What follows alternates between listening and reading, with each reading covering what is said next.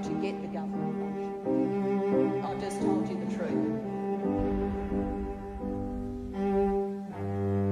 Not to retaliate, not to engage in this sort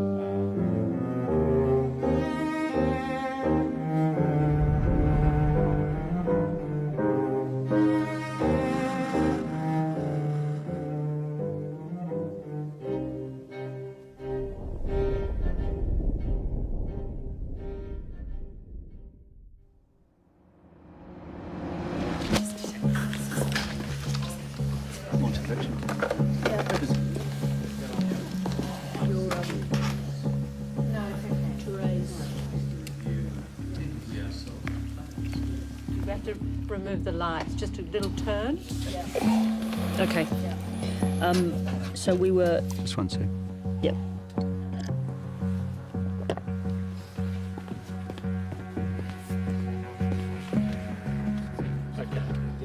Excuse me, take 7. You enjoying the experience of doing these interviews? Not particularly. Why not? Well, I'm a human being, just like you.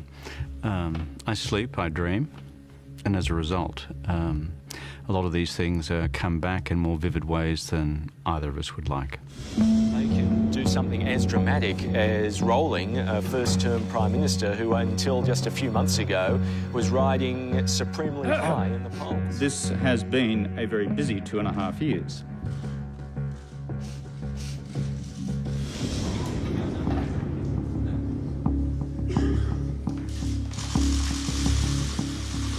And obviously yesterday was a very, very difficult day for Kevin Rudd. I accept that the government has lost track. We will get back on track. I have taken control for precisely that purpose. A midnight knock on the door, followed by political execution, is no way that the Australian Prime Minister should be treated. What is it that troubles you? Well, to recall these difficult times is just painful. And the thing that's most painful through it all is just the active sense of betrayal. Betrayal by people who were very close to you, and betrayal by people who you thought you could trust. Oh, well, you don't have too many moments like that in your life, thank goodness. And I think the sense of regret that we didn't need to be here, the sense of, you know, friendship lost, something very special lost, the sort of team ability of the two of us, that was, you know, sitting very heavily on me.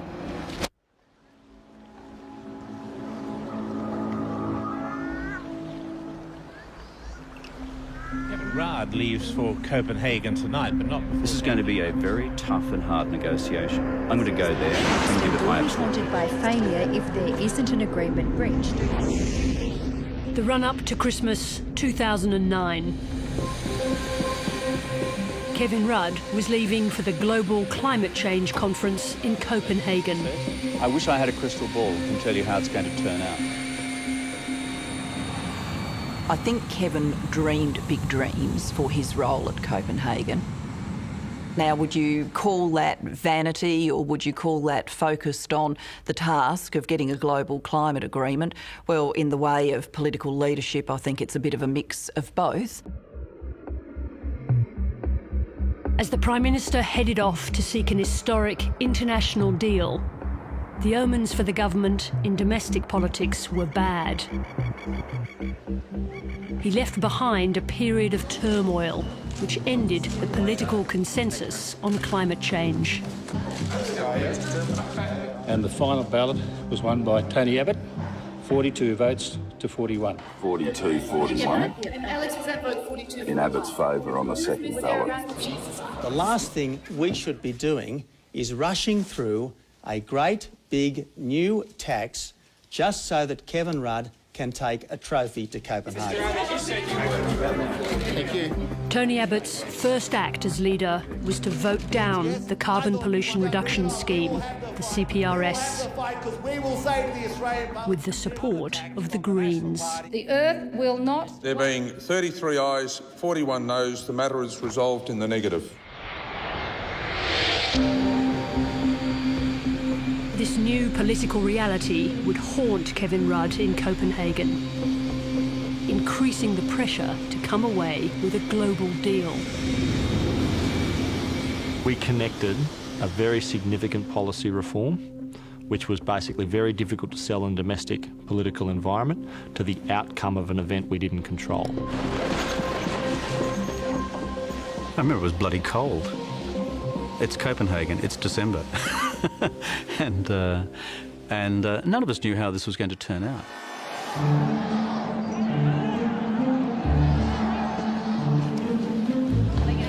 115 leaders and thousands of delegates converged on the Danish conference centre, including the two most powerful leaders in the world. It was hard to manage the expectations. This enormous gathering of political decision-making capacity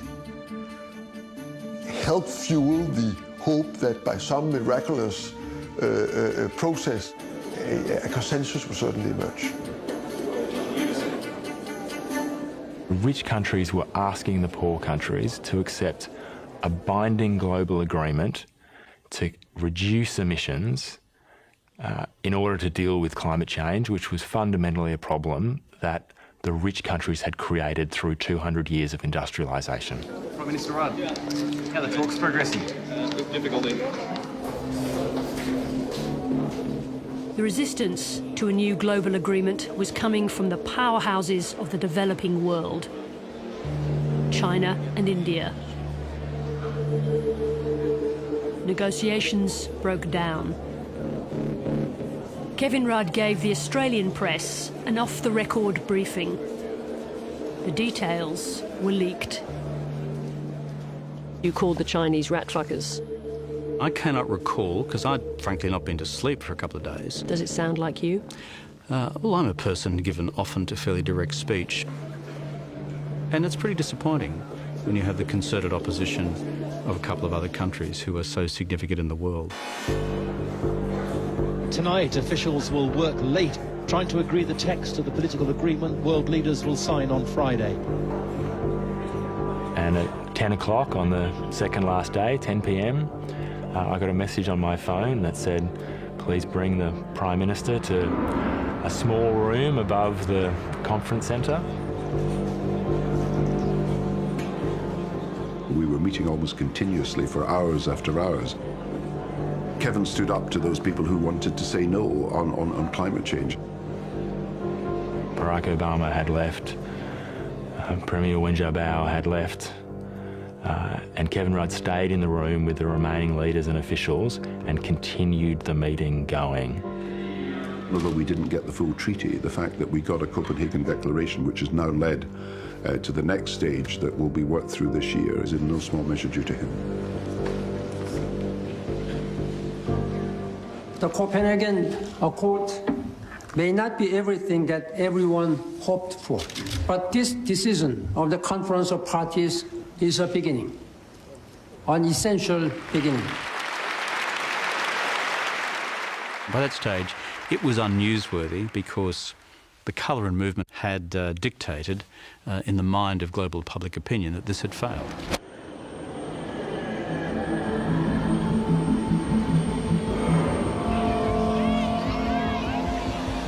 Kevin Rudd returned from Copenhagen to the beginning of the summer holidays. We thought in the public service, you know, he'd come ridiculously close to pulling something off that seemed just impossible, really. And he came so close to doing it. That was something of which he should have been really, really proud, you know. Instead, he was quite despondent. Of course I was disappointed. It's human nature to be disappointed. You've thrown your everything at it, and of course, it's only partly worked. That's life. But I'm also a deeply resilient person. Tony Abbott views the Copenhagen Accord as a failure. Rudd was crazy to try to rush us into his great big new tax and everything. Rudd was facing an election year in 2010. And now, deadlock over climate change. After Copenhagen, with Tony Abbott as the new leader, minds obviously turned to, should we have an early election? Have an early election to secure climate change, have an early election when you would anticipate that Tony Abbott and his team would be pretty unprepared. We had Abbott's measure. We had him at that point in time. We would have nailed him to a post if we'd gone to an election at the start of 2010.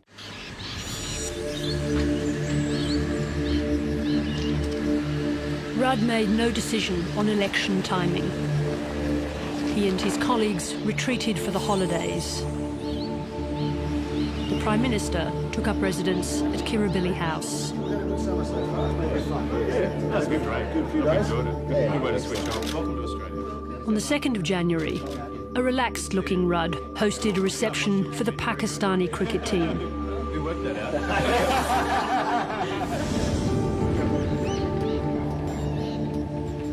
2 days later, Gillard came for a meeting. Just the Prime Minister and his deputy. No advisors. Their memories of it are fundamentally different. We were staring out at Sydney Harbour. I remember it very clearly. We were sitting on the patio outside Kirribilli. I looked at Kevin and thought he has not refreshed over this Christmas New Year period. Then she went straight to the point. She'd thought about it a lot over the summer and she'd concluded that there are no reasons that she could support us having a double dissolution on climate change. Every bit of me read him as reluctant to go to an early election, not, physically, psychologically in the zone to go and fight an election campaign. I was seriously worried about his psychological state. I thought he wasn't coping and he wasn't showing any signs of finding a way back to coping. Gillard now claims she had doubts about the Prime Minister's capacity to do his job. At that point, if you'd asked him to make a huge decision as Prime Minister on that day, yes, I would have been concerned about his capacity. My sense of him at that point was that he was spent in a physical and a psychological sense. If that was a serious view on Julia's part at the time, then she would have had an obligation to go to the National Security Committee of the Cabinet and put it forward. It didn't form any element, direct or indirect, in our conversation. It's absolute bollocks. Did you share your concerns with any of your close colleagues? Not particularly, no. I wouldn't, with colleagues, have been saying, I feel this about Kevin personally, or I think this about Kevin's psychological state. I would have been saying to them things like, he's very tired, he found Copenhagen very hard.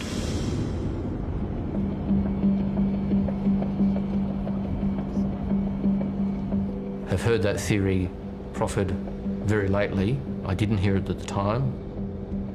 He came back tired, as you would expect, but as to a change in behaviour, I saw no evidence of that at all, no evidence of any incapacity. Well, it's up to people to make their own judgments, but no one was saying that at the time.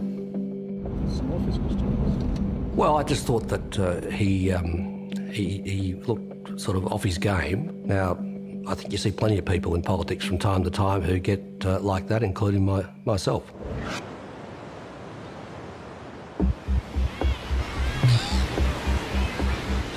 The Treasurer had spent his holiday on the Queensland coast, reading Treasury Secretary Ken Henry's 1,000-page tax review. Its number one recommendation was a resource rent tax. And what was very much on my mind at this stage was we were now beginning to see the early signs of mining boom Mark II. You're on 612 ABC Brisbane. I'm Madonna King. It's 17 minutes to 9 and you're listening to the Prime Minister of Australia, Kevin Rudd. According to Swan, the Prime Minister delayed the release of the review. Will Ken Henry's big review be out before the May budget? I haven't worked that through with Wayne, the Treasurer, yet. But you've got it there. I had numerous discussions with him early in that year about trying to get the Henry review on the table early, and he didn't want to do that. So essentially it wasn't put into the public domain early enough. So your question to me is, well, what were you, Kevin, doing on the question of taxation review? To which my answer is, guess what, I wasn't the Treasurer. I delegated that to the Treasurer.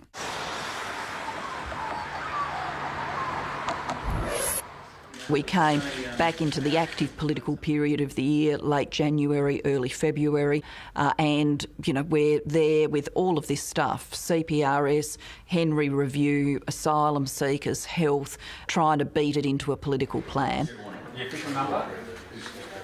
Of course, it's for him to decide how much is on his plate, but it certainly looked to me that he was prosecuting an extraordinary number of very, very big issues, more than previous Australian governments would have prosecuted in a similar period of time. How long have you been in? I don't know. Well, you look after yourself. G'day. Can I sit on your bed here? I'm Kevin. One of the government's biggest election promises, an overhaul of the country's hospital system, was months behind schedule. I think your story is like the one I hear right across Australia. You said about the health system, you said you're going to take it over. What happened to you taking it over in July last year? Now you're saying you're going to take it over in the future. When is that going to be? How can we trust you if you keep giving us different dates? Hello, Kevin. How are you? Kevin Rudd and Health Minister Nicola Roxon crisscrossed the country, visiting hospitals and clinics. There was growing frustration that it was hard to get calls on the big decisions. Instead, we did a lot of travelling and a lot of holding hands and talking to people that actually the doctors and nurses and community loved. So again, I'm not critical of that contact, but we didn't use it to move our political position. The future of health and hospital reform was a political debate with the premiers and chief ministers. Hi folks, how are you all? Secondly, I had to win that debate within their own turf, speaking from their own hospitals. G'day guys, how are you? So they can come and join us.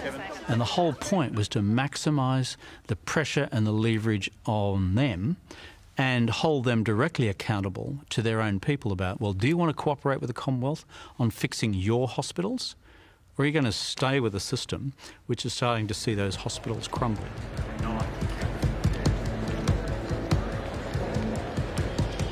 Away from the cameras, Nicola Roxon claims she was increasingly frustrated by Rudd's work methods. He was always incredibly charming to me. I mean, he was demanding, and I didn't mind that. But I didn't like seeing him abuse other staff. Again, how are you? He was rude to people. He was dismissive of their work. He would, you know, tear things up in front of people.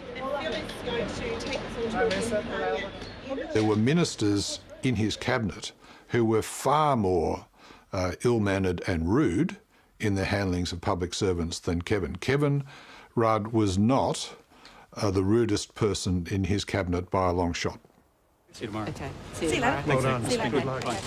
He took on a lot, and it did put his public service advisors under a lot of pressure. Is there a particular moment that you recall where you thought it had gone too far? No, not really. No. This was... this was something that developed quite slowly, really. I'm going to avoid using a particular phrase that comes to mind, but... What is it? I just said I'm going to avoid it. But, you know, one of those slow-moving catastrophes. Train wreck. You said it. Yeah, that's right. Didn't look like it at the time, but, you know, in retrospect, that's what we were witnessing. It's a question for public servants who are not shrinking violence, who are senior experienced women and men, to tell you that, hey, you got a bit too much on, Prime Minister. That's the way it works. That's the normal way at which it works. Was government prevented from functioning properly? Well, what does that mean? No, I don't think so. Functioning properly means that they were attending to the things that absolutely had to be attended to. Those things happened. No, this concern has more to do with the way that the big issues that the government had identified for itself to prosecute, that those big issues were not being dealt with as well as they might. Does that mean there is some justification for the Prime Minister being removed? Well, that's quite an extension of this point. No, I don't think so. Well, that's not what I thought at the time. And even in retrospect, I think, and that's not the question I've asked myself. The question I've asked myself is whether there shouldn't have been a deeper quality conversation with the man about what needed to change.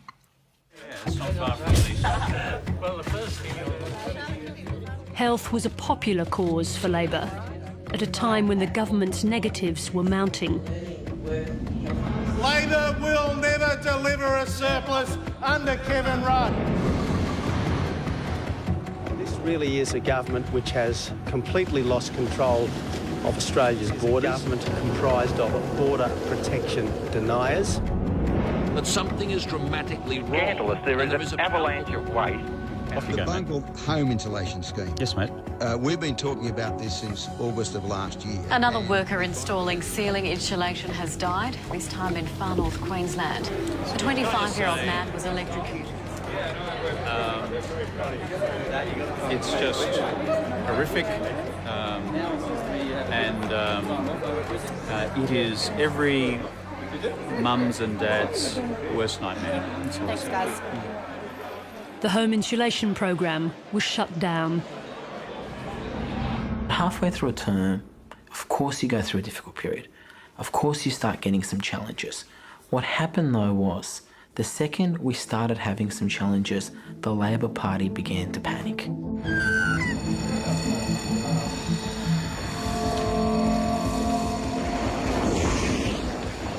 A group of Labor senators, well outside Rudd's inner circle, were so spooked they began meeting discreetly.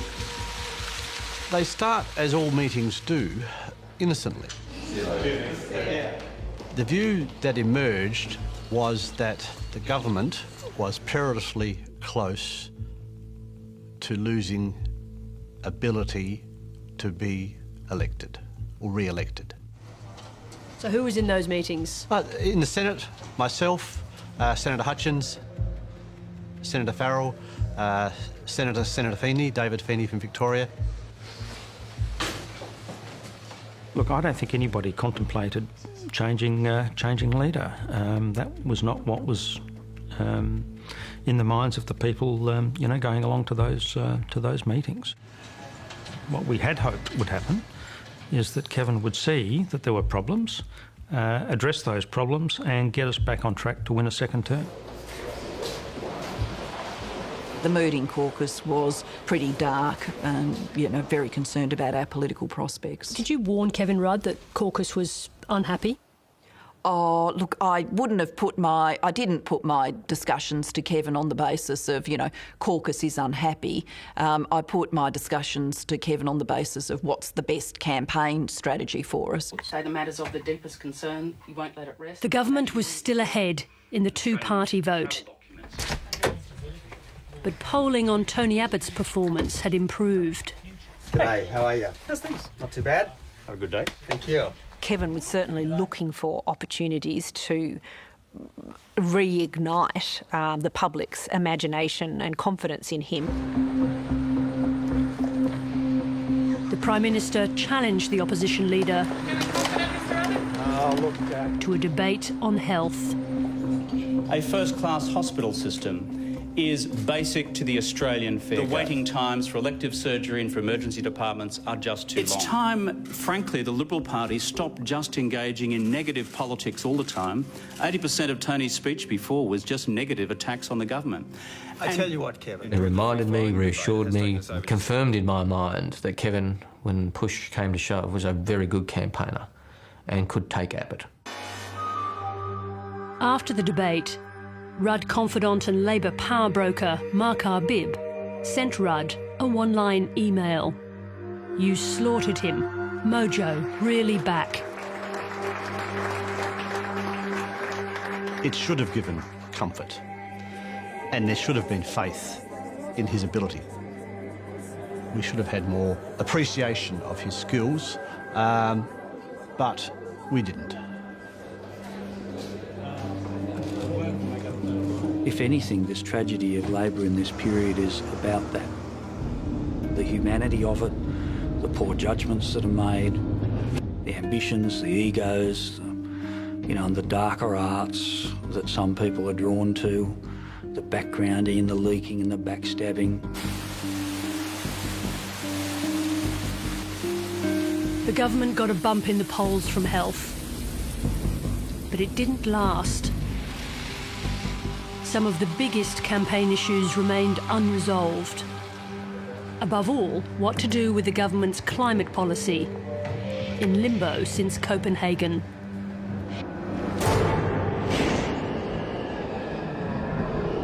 Power is going up and going up fast if Mr Rudd's great big new tax gets through the Parliament. So no matter what happens, an ETS must remain the centrepiece of your response to climate change.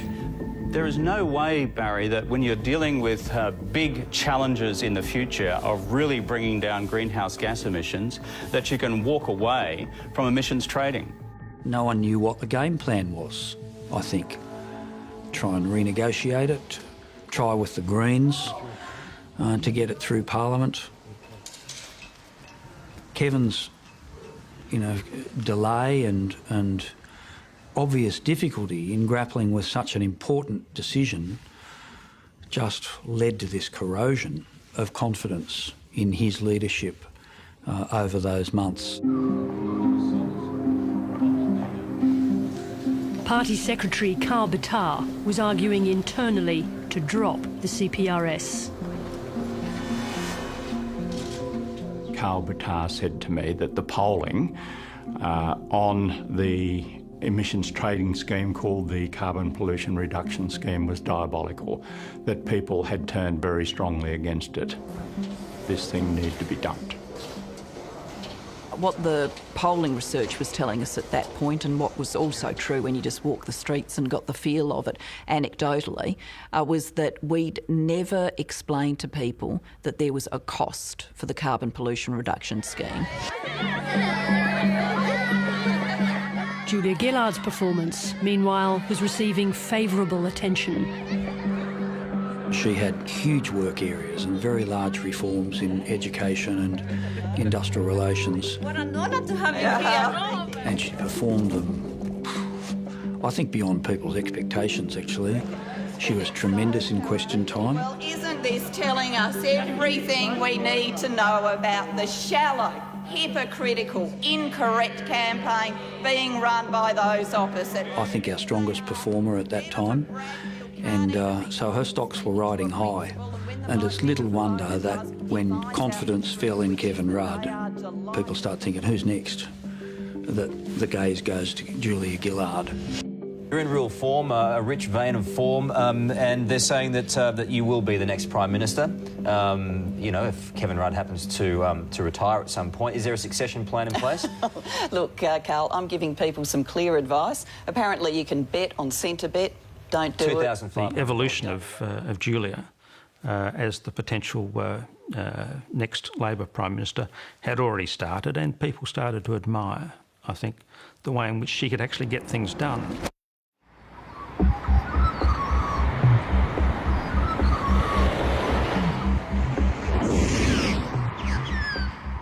Autumn in Canberra. The budget was only weeks away. 1 week in late April saw a series of decisions come to a head in the crowded agenda. It began with a deal with the states on health, billions of dollars in extra funding in return for guarantees of better patient care. All the state and territory leaders signed up, except one. A seismic shift in Commonwealth-state relations in the delivery of healthcare for Australians. Well, not wishing to rain on the parade, but Western Australia will not be signing. Discussions with the premiers moved to the proposed mining tax. By now, the rifts in the government were starting to show. Both Kevin Rudd and Wayne Swan knew I opposed it. Leading into that COAG meeting, I don't know what the relationship between he and Kevin Rudd was, but it did seem to me they weren't entirely on the same page.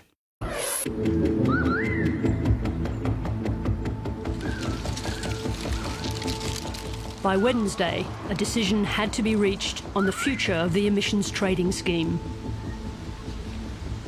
It was very, very late to the meeting, like hours, I think, from memory. And he was out in the courtyard with one of his staffers.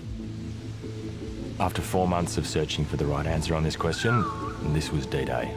We were getting close to finalising the budget, and this was the Cabinet subcommittee meeting that was required to make a decision.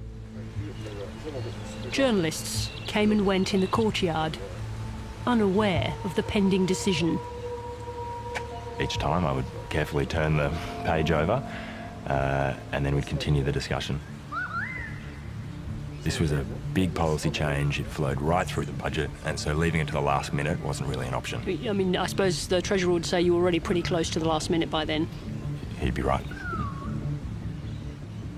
It was, tense.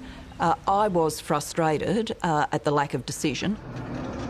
I was putting my arguments forcefully, but it wasn't unknown in our internal discussions for people to put their arguments forcefully. But just on that principal issue itself, you thought it was the right thing to do to delay the ETS, and you were arguing forcefully for that? Yes, I was. I certainly agreed by that stage it was the right decision to defer it. I had my most senior colleagues fundamentally opposed to my continuation with this policy. It was a question of government unity at the most senior levels. No, that's rubbish. I said clearly on more than one occasion, if your judgment call, Kevin, is to go out and fight this thing, then let's go. I yielded to their collective position, but I did so on the condition that we then have a full deliberation in time for the full Cabinet meeting. The decision to put the emissions trading scheme on the back burner remained a secret from Cabinet colleagues. I had absolutely no idea the conversation was going on at all. I was a member of the Climate Change Subcommittee of the Cabinet. The discussion wasn't happening there. I knew that Mark Arbib and Karl Batar had a view that we should pull back. I had a different view, but I didn't advance it in private conversations because I was waiting for the issue to come to Cabinet.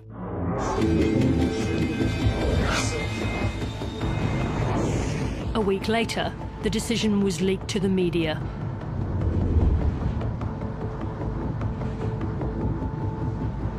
First I learned was when Lenore Taylor published an article on the front page of the paper. Australia's plan to cut greenhouse gas emissions has been put in the freezer. Morning Herald, anyway, it'll be off the agenda for at least 3 years. Describe your response to that. Jaw on the floor. I was just shocked. Kevin Rudd today jettisoned his key climate change policy. Political pragmatist or political coward? The whole debate has turned sour for the government, so what it's now saying... That morning, Kevin Rudd was travelling to an event at a hospital in Western Sydney. This was demonstrably a premeditated leak by somebody who wanted to entrench the position. And they succeeded. Turn right. We had no time to manage an effective communication strategy to the Australian public. It was supposed to be a visit to spruik the benefits of the recent hospitals agreement.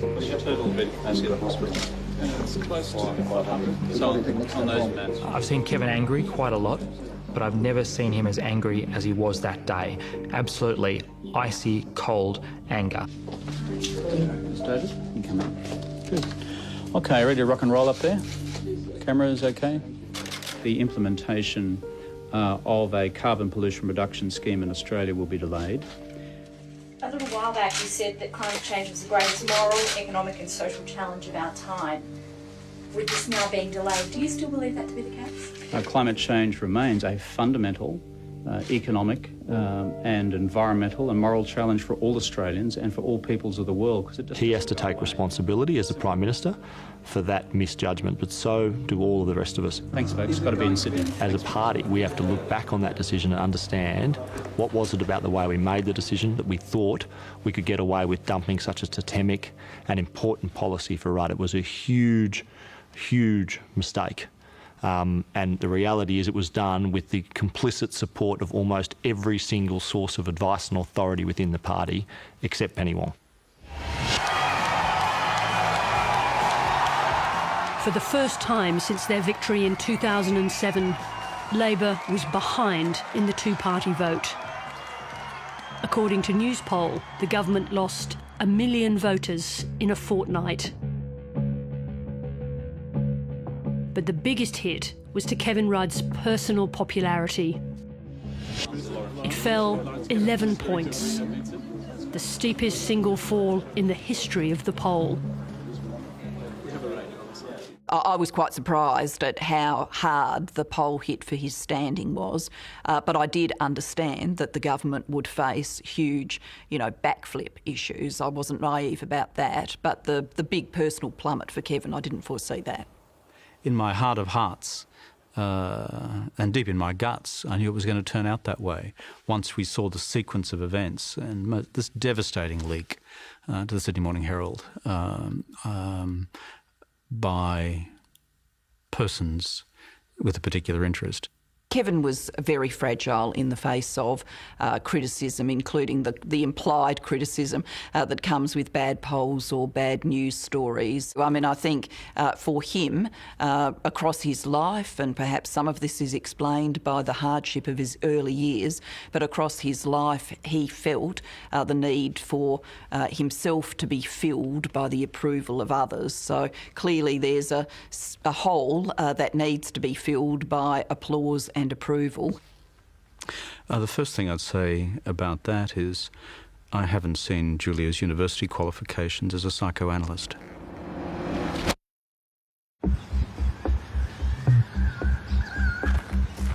Tony Burke had recently been promoted by Kevin Rudd. But privately, Burke was losing faith in the Labor leader. I thought the policy calls we were making had started to be wrong. I thought our capacity to communicate had all but evaporated, and I thought we were probably headed to a defeat. You put those three together, for me, that was enough to talk about what you ordinarily wanted. Soon after the dramatic drop in the polls, Burke decided the moment had come to raise the leadership with Julia Gillard.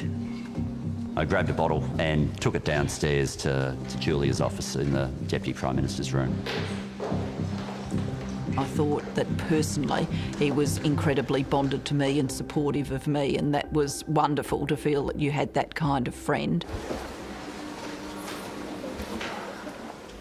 I left it till the very end. I wanted to make sure, neither of us were in a leadership challenge conversation, but I did want Julia to know that I believed at some point she'd be Prime Minister of Australia, and I also wanted her to be able to deny that I'd said anything. So I just left the final comment. There's one issue tonight we haven't spoken about. If you ever want to raise it with me, don't hesitate. So how did you respond when he raised the issue of leadership? It's a big moment. It is a big... Yeah, so Tony and I had a drink and a chat. it was clear to me that in his version of the future, that would be me stepping up for the leadership of the Labor Party. And once again, that was a, sort of discussion a bit carried out in metaphors rather than very straight talking, and I was, keen not to see it progress to a further, more explicit stage. According to Tony Burke, his New South Wales colleague Senator Mark Arbib was also canvassing leadership change. Mark and I had spoken about it a lot, but neither of us had had a conversation where Julia had given any indication she'd be willing to. Neither of us. We also knew if we spoke to anyone about it who didn't agree, and it went straight back to Kevin, then the consequences would simply mean our capacity to influence anything had disappeared. Arbib wasn't just a senator. A senior factional player from the New South Wales right, he was crucial to Rudd's rise and part of his inner circle in government. From the beginning, I listened to Mark Arbib's advice.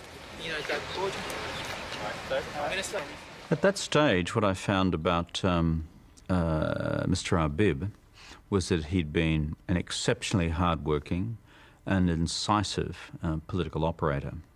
These are a narrow set of political skills which are essential in political warfighting, but they leave open other questions in terms of whether there is a soul ticking in there. For a year, Arbib had been working closely with Julia Gillard as a junior minister in her portfolio. Now we need someone to climb up and down a pole, do we? You always embarrass me at press conferences. What is it? Mark had been in this uncomfortable position with Kevin, where he was never afraid to speak truth to power. One of Kevin's standard reactions to that was to put Mark, as we used to refer to it, in the freezer, refuse to see him or speak to him or deal with him meaningfully for a period of time. So, yes, I absolutely understood that that was an increasingly troubled relationship.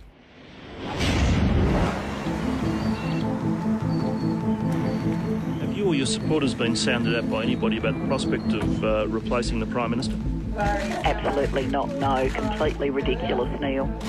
Kevin Rudd looks on the nose. You got two disastrous polls, and I would be astounded if there aren't people in the party saying we've got to change to Julia, or at least think about it. You may as well ask me, am I anticipating taking a trip to Mars? No, I'm not, Neil. The drop in polls fed into caucus anxiety about the party's election prospects. It led to a single-minded focus on Newspoll and Nielsen in Fairfax. I think with hindsight, a focus that was out of all proportion. You'd read the polls and discuss the polls and go back to the polls and discuss this level and what was happening in this state and the preferred rating here ad nauseum. And that little closed, narrow, disproportionate focus then led to more serious discussions. First-term MP Bill Shorten was part of those discussions. Like all of us, Bill did see that Kevin was heading over a cliff. Him and a whole lot of other people were terribly pessimistic about our prospects. Bill's main concerns were what polling was showing in some of the seats in Victoria, in some of the marginal seats. So that's what he was expressing to me, concerned about that. There were a number of people in that caucus, people like Mark Arbib, Bill Shorten, David Feeney, people who could carry blocks of votes with them, who by this stage were feeling extremely frustrated. Like Bill Shorten, most of the agitators were new to federal politics. Don Farrell, David Feeney and Mark Arbib had entered Parliament less than 2 years earlier. having won their seats in Kevin Rudd's 2007 election victory. To be honest, I didn't take it that seriously. I thought, no, there's just a few unhappy people. They're going to keep being unhappy. They haven't been promoted to a PALSEC, or they haven't been promoted to the ministry. What I did not know was that they had successfully built a campaign that reached out to many, many more people. You should go and ask questions to. A number of people had been working towards a change, but they were patient and thoughtful men, and so they allowed the ball that was rolled down the hill to slowly gain momentum, and it did.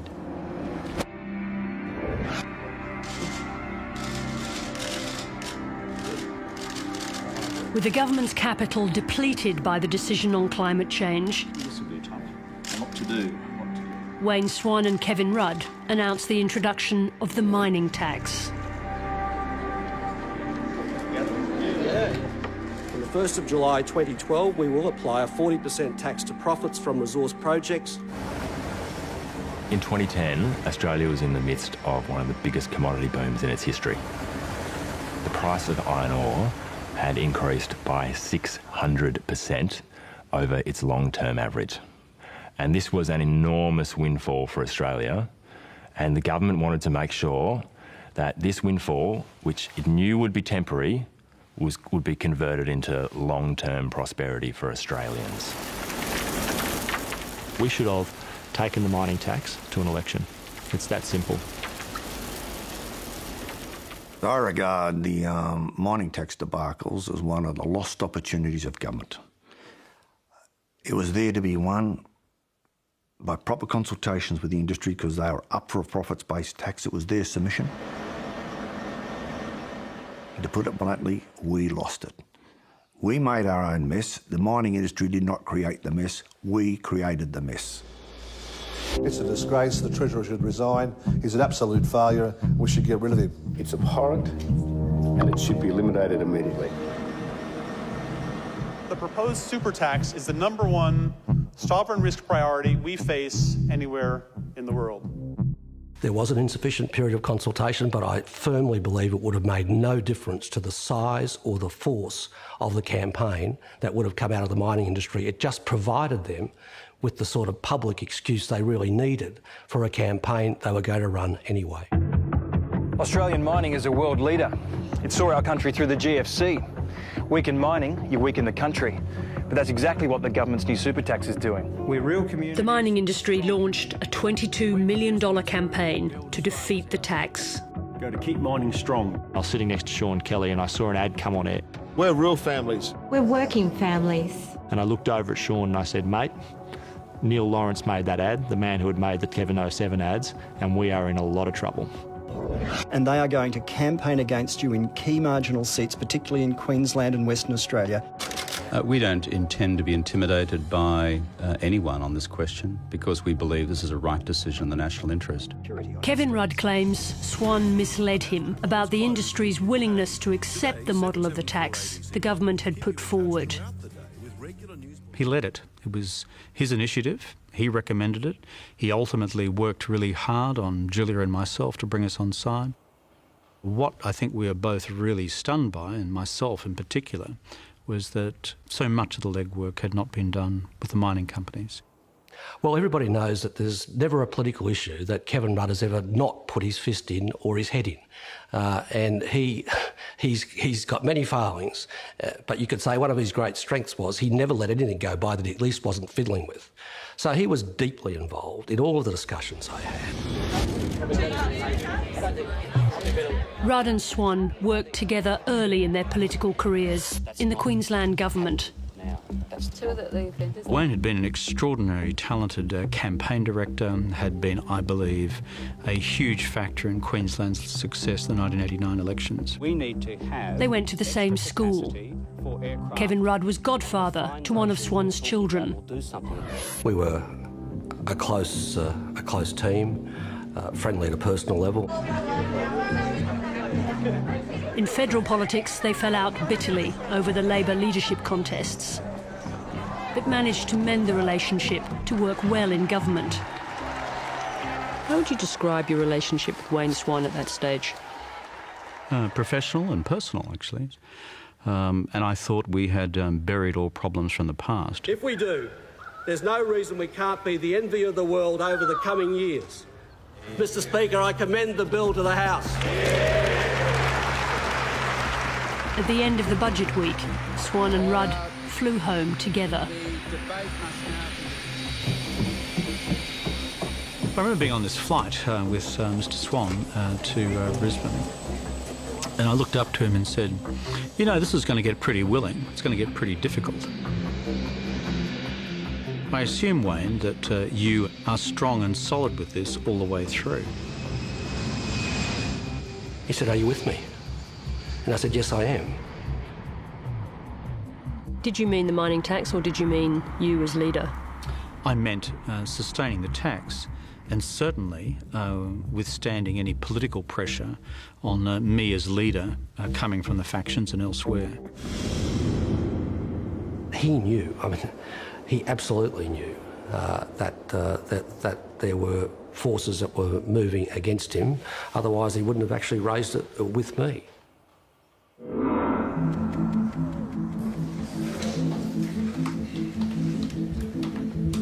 As leader of the House, Anthony Albanese was also picking up caucus disaffection. He decided to warn Kevin Rudd. I went to the lodge to see him after Parliament got up. I was giving him a clear indication that there were some concerns around had been expressed or rumours around. He needed to be conscious of that and needed to engage more with the caucus in what I thought was the lead up to the election. Albo says he's concerned about what the factional Bother boys are up to. He's concerned about the depth of Julia's relationship with Arbib and Bataar and poses the question about where this all might lead. Did you warn him that night that his prime ministership was in jeopardy? No, because I didn't believe that that was the case. X the tax! X. What are we going to tell the Prime Minister? X the tax! X the tax! The mining industry kept up its pressure on the government.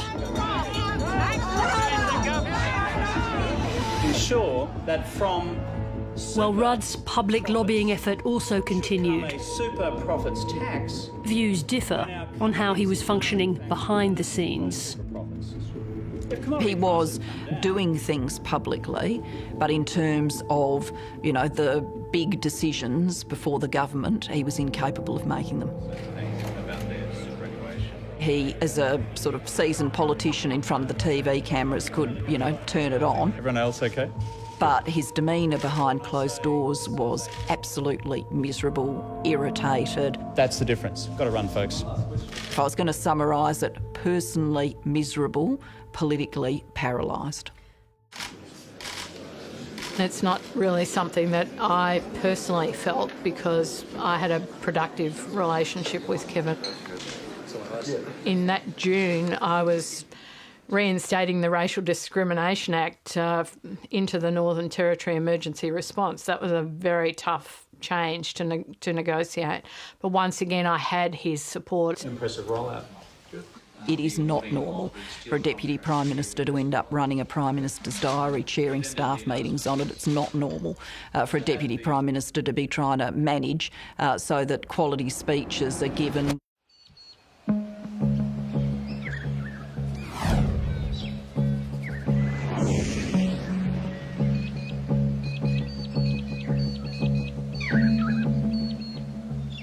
There's a hunting season in Parliament House. It's just before the Parliament rises for a long break, for the winter break. The tenor of the discussions became stronger, became more directed in that last fortnight. People knew that we were leaving Canberra at the end of June. We were unlikely to return, and that if a decision was going to be made, it had to be made in that last week or fortnight. The government had recovered its lead in the two-party vote, but the ALP's primary vote remained low. My view was that we were going to lose, and I thought that not because our political position was irrecoverable, but my view about our election prospects was Kevin wasn't in the shape to fight a campaign. He'd fight a dreadful campaign. I knew that Kevin Rudd was a great campaigner, so I did not think that we would lose the election. Minister, every bad poll for the Prime Minister means more leadership questions for you. Have you had to discuss this with Kevin Rudd to reassure him that you're not after his job? Oh, certainly not, Fran. Right. By this stage, you've had a series of people, Mark Arbib, Tony Burke, Bill Shorten, approach you about the leadership. Did you tell Kevin Rudd? No, because the matter of the leadership, in my view, Kevin was the leader, I was supporting Kevin, so why would you raise it? Why didn't you tell them that they were wasting their time? Well, my demeanour obviously was that they shouldn't have this conversation with me, and I wasn't interested in having it, that I just wanted to get on with the job. But I didn't want there to be, huge sets of words of mine out there that could be repeated. So I thought the best thing was just say, no, let's move on and get on with what we've got to do. She listened to what people were saying, and obviously she was in a position to rule it out categorically, and she didn't.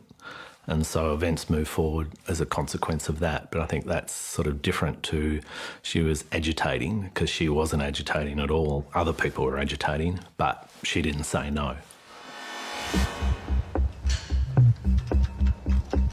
2 weeks out, senior members of Gillard's staff began preparing for a leadership change, including a victory speech to deliver if she became Prime Minister. I thought that if this was going to happen, then it would be one of the more significant moments since Federation, and so we had to get it right.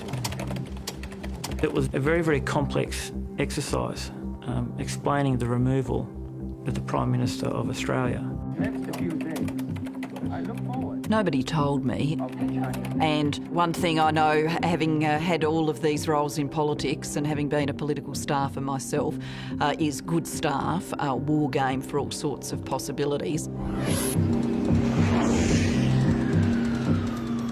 Concerned about election prospects in New South Wales, State Secretary Sam Dastyari ordered polling on 4 marginal seats. In Melbourne for the day, he got a call from the ALP's pollster. So I sit down on a park bench in the middle of Lonsdale Street, and there's cars whizzing past. I go, is it bad? And he goes to me, Dasher, it's worse than bad. We're bloody stuffed. Someone's going to have to do something. Dastyari's first calls were to his New South Wales colleagues, Carl Bitar and Mark Arbib. I said, Carl, I've got these numbers. This is bad. And Carl's next reaction words goes, mate, I think I know, but send them through. I sent them through to Mark Arbib.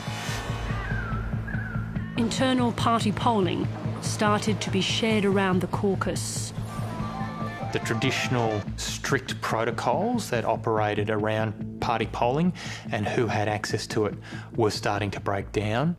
I started getting MPs calling me, telling me that Rudd's approval ratings, that seemed was in the toilet. I was in Mark Arbib's office, and he turned his computer monitor towards me, because I was sitting on the other side of the desk, and started to point out some figures. And I hadn't seen this type of information before. It's very easy for political operatives like comrades Bitar and Arbib, now employees of Mr James Packer's casino empire, to say the sky has fallen in and this position is irredeemable. Anyone with any sense of very recent political history would say that was an absolute nonsense.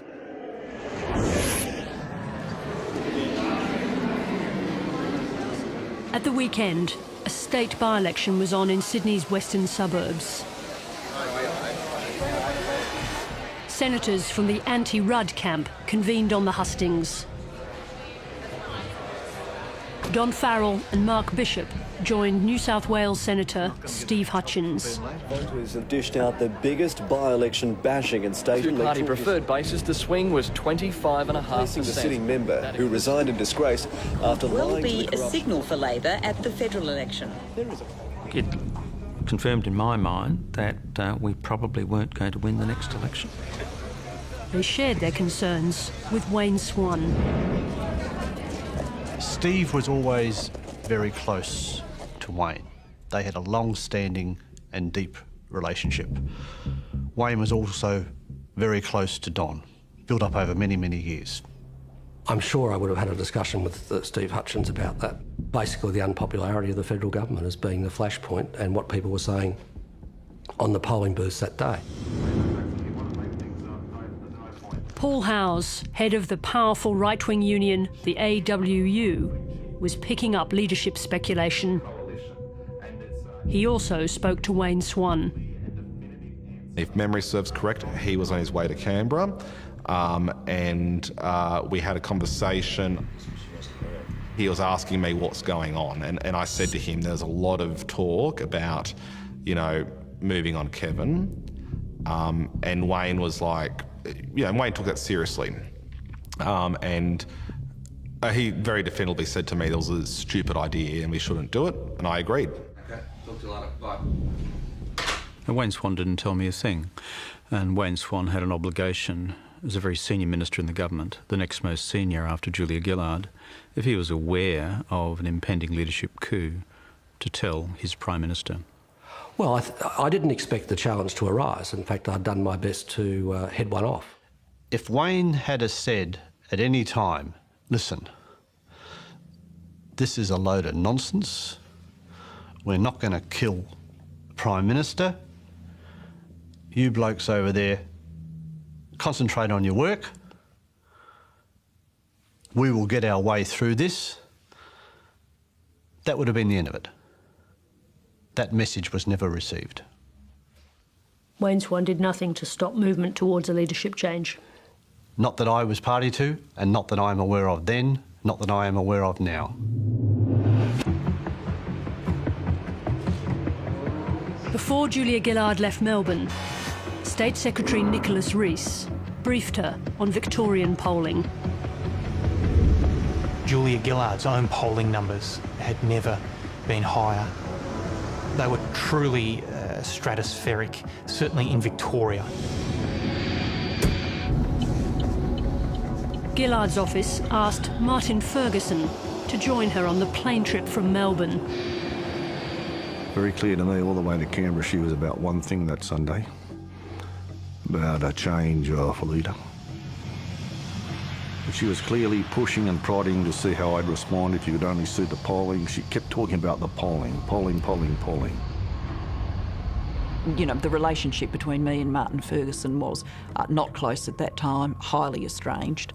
And so it's just ludicrous to suggest that I would be swapping confidences with Martin Ferguson. She thought I was estranged from Kevin. She misjudged my relationship with Kevin.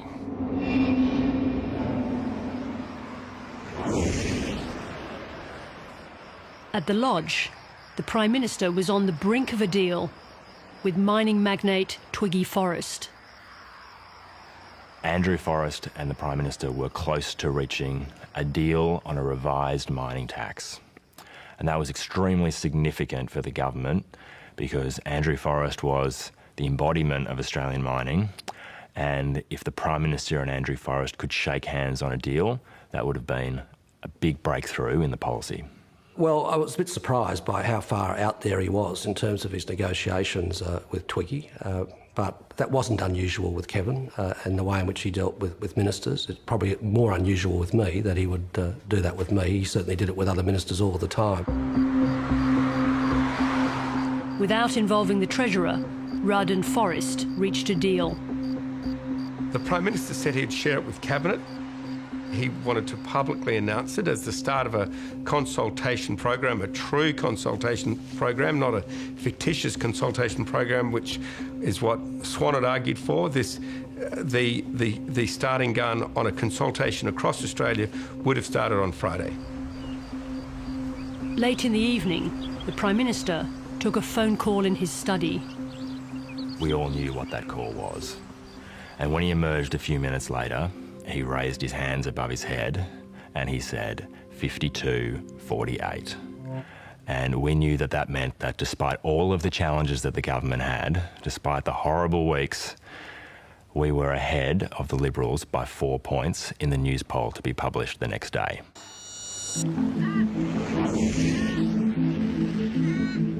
Julia Gillard began the week with an early morning meeting with Mark Bib. Soon afterwards, she sent an email to the Prime Minister and his Chief of Staff criticising Rudd's handling of asylum seekers, and secretly copied Mark Bib. I copied Mark Bib into one communication because I viewed him as an ally in trying to get this sorted out. Gillard was building a case against Kevin, probably a case that she didn't really need to make with Mark Bib, because I think he was already firming in his views. Labor strategist Bruce Hawker had been brought in to bolster Rudd's office. There was clearly discussions going on between the Victorians and the New South Wales right, and that was concerning. There's a lot on, quite apart from Xi Jinping, Jose Ramos-Horta, the mining tax, Twiggy Forrest, and a few other things as well, and the upcoming G20 summit. This is a very, very big week for the Prime Minister and the senior ministers in the country.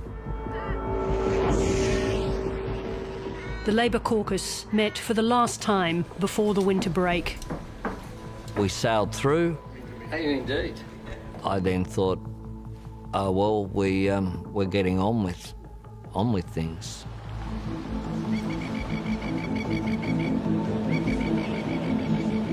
In the evening, Rudd spoke at the Business Council dinner. Kevin got stuck into the Business Council for their lack of commitment to fundamental reform, and I had a lot of sympathy with some of the remarks that he made. But was it unwise, given how heated the issue was? Probably was. I thank you.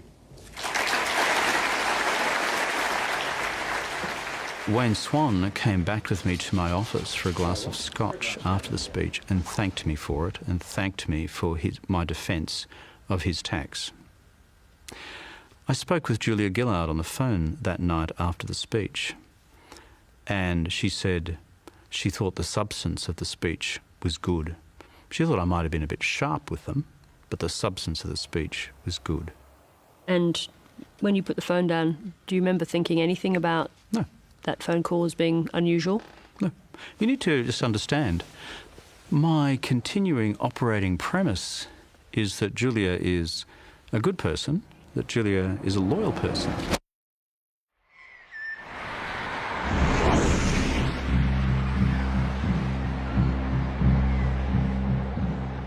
The day began with a front-page story.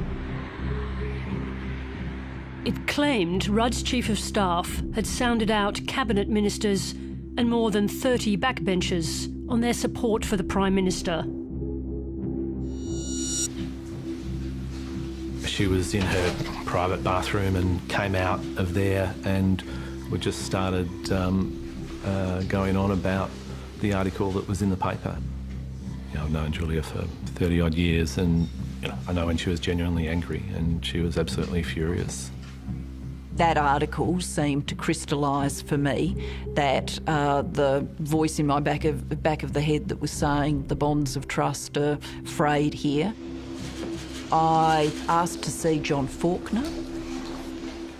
I'm not someone who dissolves into tears very often, surprised myself by ending up crying as John Faulkner just sort of comforted me.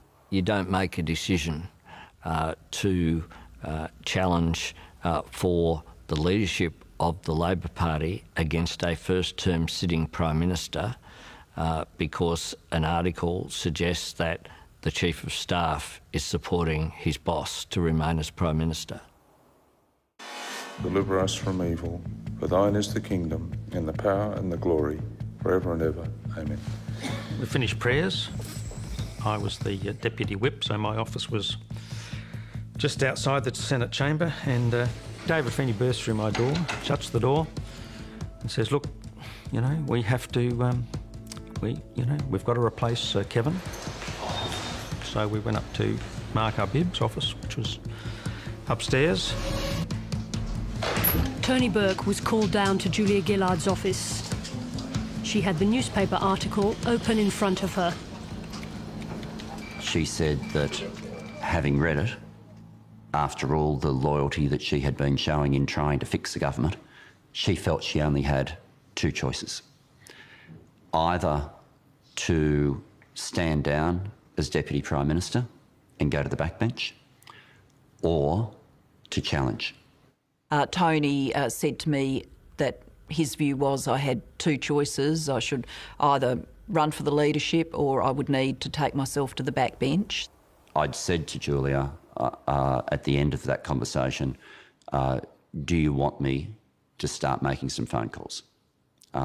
Discreetly, but do you want them to start? And she said yes.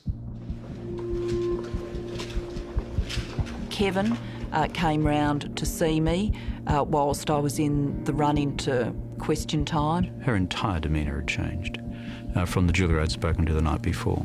His opening words coming in the door was, you know, you're obviously very, very concerned about the Sydney Morning Herald article. It's not true.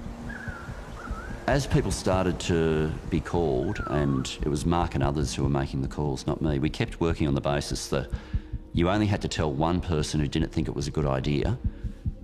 Kevin would know, and, you know, it might be all off. So I put my office into lockdown. And I get a call from Mark just before question time. You know, he goes, "Mate, it's going to have to happen. You know, the Victorians are on board." Shorten and Feeney were very significant in the change. Once the leadership challenge was brought on, they did swing in behind Gillard in a very big way and campaigned very strongly for her amongst the caucus and shifted large numbers of votes behind Julia Gillard. The Prime Minister.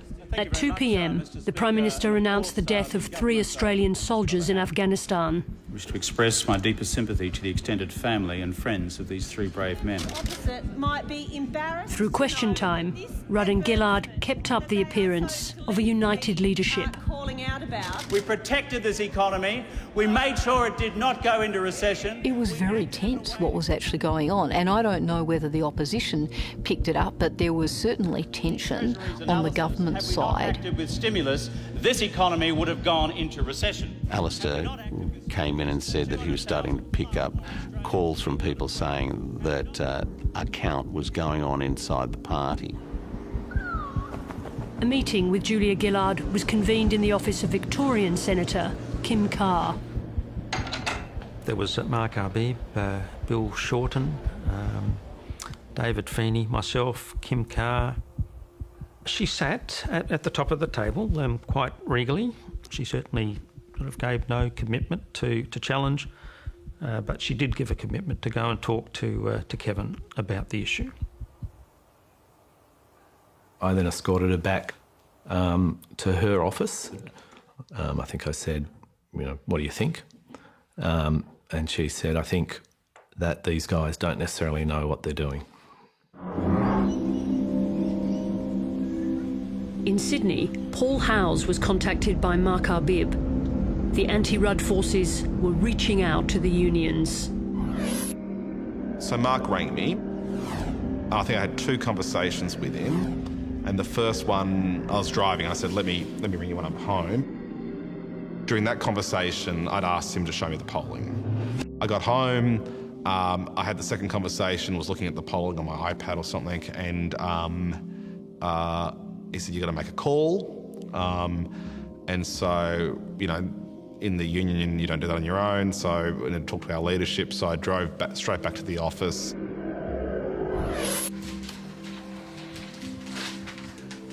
The would-be challengers had another matter to settle. My phone rang and it was some senators who wanted to come and see Wayne. I said, Wayne's made his mind up, he's for Gillard. Do you still need to have the conversation? They said, we want to talk to him about being the Deputy Prime Minister. I said I'd think about it, but I said I wasn't sure whether I didn't think a change of leadership was a good idea, B, if it was on, and C, whether she was a candidate. I wasn't convinced of any of those things at that stage when we had that discussion. The 5 o'clock news happened. Hadn't broken. The two other commercial stations at 6 o'clock still didn't break. I walked through the press gallery. Not a word. None of them had any idea. Everything was completely dead. And then I was sitting in the chamber and my phone was going crazy. And when I came out, it was Mark Simpkin. And Mark said, OK, I want to read to you what I intend to open the 7 o'clock news with. The rumblings within the Labor Party are getting louder tonight.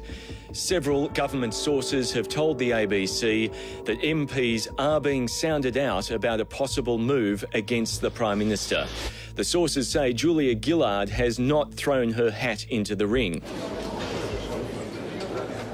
I was at a function with Kevin for Nick Sherry, 6:30 to 7 o'clock.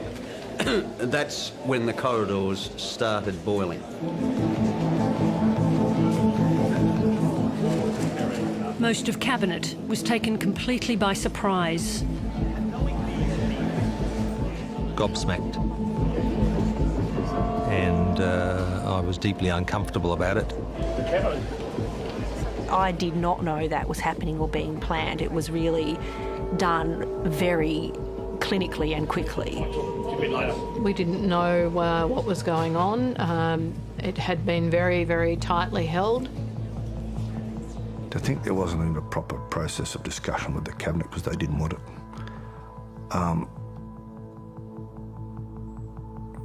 We just killed ourselves. In terms of its professional execution, you'd have to say it was the best. Sources have just told me during the last minute or so via the text message that Julia Gillard is in Kevin Rudd's office as we speak. Gillard and senior Labor figure John Faulkner met with Kevin Rudd.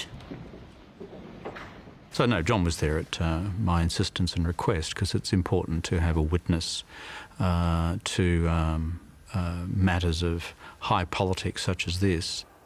In the room, it felt still and tense, incredibly cut the air with a knife tense.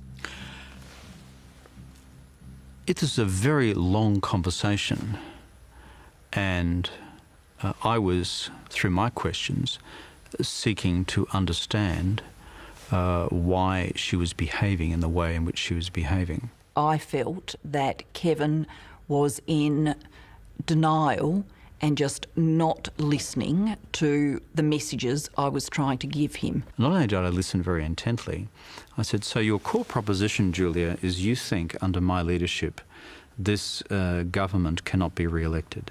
It was about more than whether or not Kevin Rudd could win the election. We weren't running a government that was functioning the way it should. I said, we're on 52% in the polls. Have you looked at where political parties have been at this point of the political cycle in their first terms in previous governments? We're in a better position than Howard, we're in a better position than Keating, comparable position to Hawke. As the conversation continued, in a Canberra restaurant, a group of Gillard backers waited for news. I remember everyone at the table being on the phone. I took maybe 4 phone calls from Bill Shorten. He'd obviously, at that point, was concerned that if she didn't do it, that there'd be repercussions. I think the last phone call, he said to me, he said, Jerry, we're all fucked if she doesn't do this.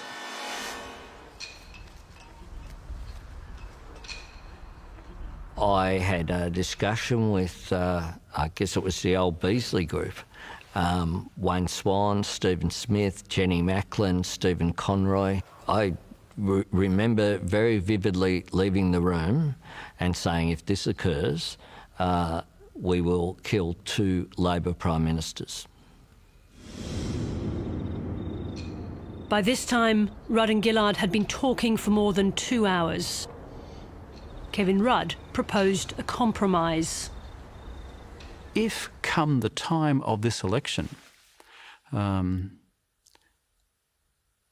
believe I can't win, then of course I would step aside. I have no interest in taking the government over a cliff.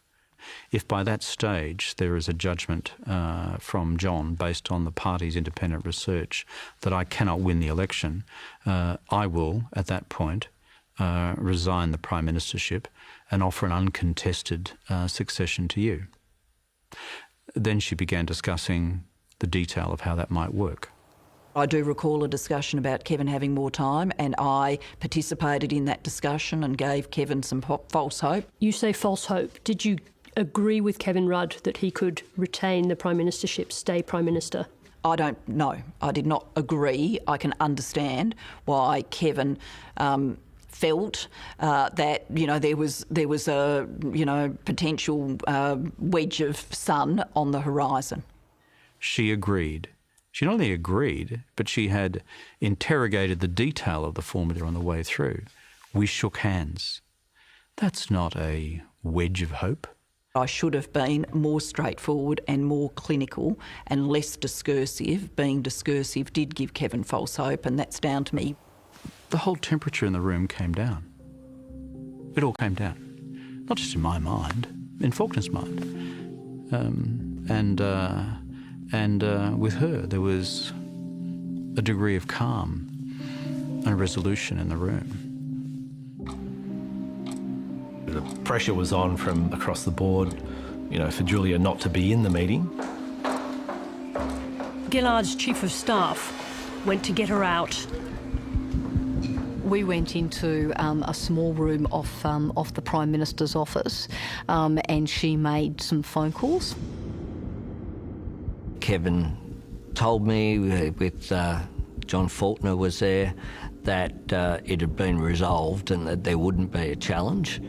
An agreement had been reached for more time. I actually think I called Mark Arbib, and I think Stephen Conroy was with him, and I indicated them we're still having, I was still talking to Kevin and I was due to go back in the room. Mark said that from all the information he had, that the numbers were overwhelmingly supporting her. And from everything that Mark had said to me in his office, I agreed. They were very clear with me that, the majority support would be with me. I think she sort of paused for a moment and thought about it, and recognised that really the challenge was occurring, and she went back into Kevin's office. She walked in ice cold, with absolute determination in her eyes. It was a complete transformation in 5 or 10 minutes by a person who I'd always supported in good times and in bad, as she had supported me.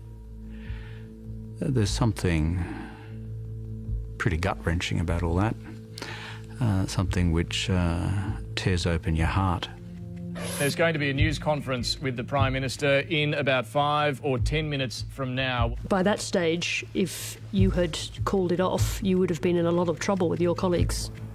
I don't think it would have been possible. Yeah. Why not? You still had choices. You always have choices. Oh, no, you always have choices, but I don't think there was any way of, stuffing the genie back into the bottle. Once the dogs of war are unleashed, it's very difficult.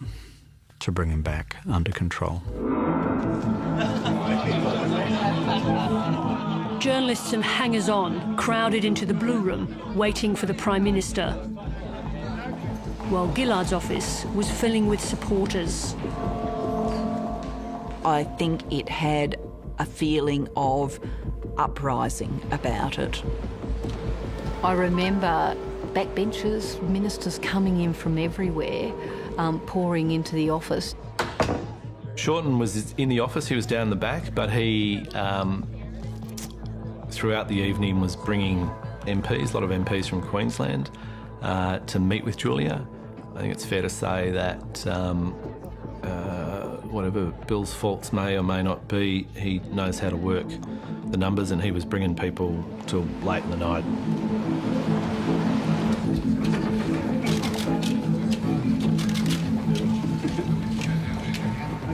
Proud here this evening.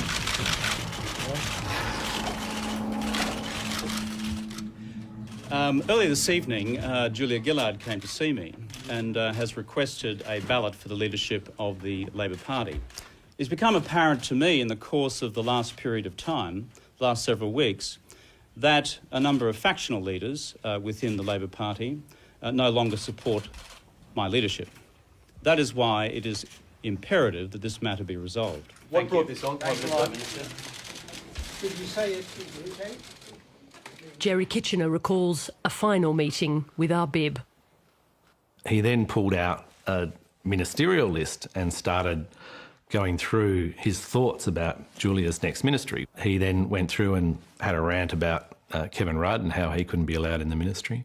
And then he came down to Bill Shorten's name, and he said that you couldn't trust Bill Shorten, that he would do Julia in, that the one thing she couldn't do was ever give him industrial relations because he'd use it to solidify the union base to knock her off.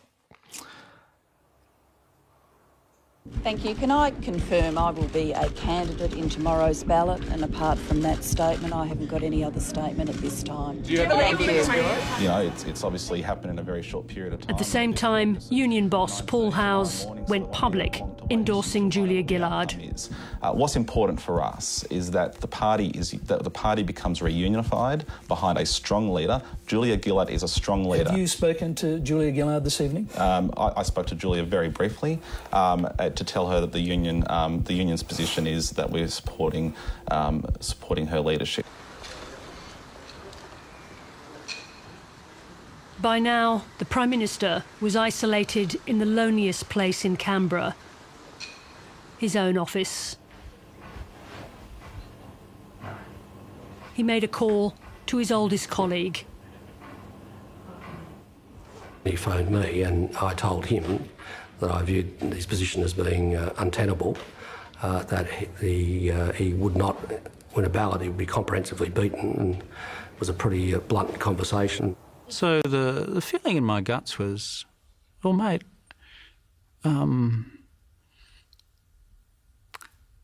you could have spoken to me. You could have told me that there's something really wrong. You could have said to me, here's what needs to be fixed and here's what you need to do if you wish to remain as leader. That must have been a difficult conversation. Yeah, well, it was, obviously. You know, but that's what happens in life sometimes. So it wasn't, it wasn't pleasant. That was the last conversation I had with Mr. Swan. You haven't spoken to him at all? No. What would you say to him if you saw him? The betrayal's pretty tough, mate.